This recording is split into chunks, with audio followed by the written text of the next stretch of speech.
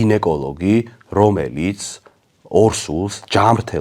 ჯამრთელ ორსულს მულტივიტამინებს დაუნიშნავს, ის გინეკოლოგი არის ან ტენდენციური, ანუ დაინტერესებულია, რომ რაღაცა გაიყიდოს, ან არის არაკომპეტენტური. იმიტომ რომ ამის რეკომენდაცია არ არსებობს.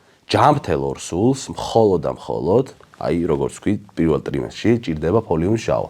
და აქვე გეტყვი ის რაც მკითხე, ორსულობის მომზადებამდეც არსებობს რეკომენდაცია, რომ აი როცა გეგმავს ორსულობას, მაგ პერიოდშიც ფოლიუმის ჟავა მიიღოს, იმიტომ რომ ნაყოფის განვითარებაზე დადებითი ზეგავლენა აქვს. არის მხოლოდ მაგ შემთხვევაში, ესე იგი ორსულობის მომზადებისას, დაგეგმვისას და ორსულობის პირველ ტრიმესტრში. მხოლოდ და მხოლოდ ფოლიუმის ჟავა.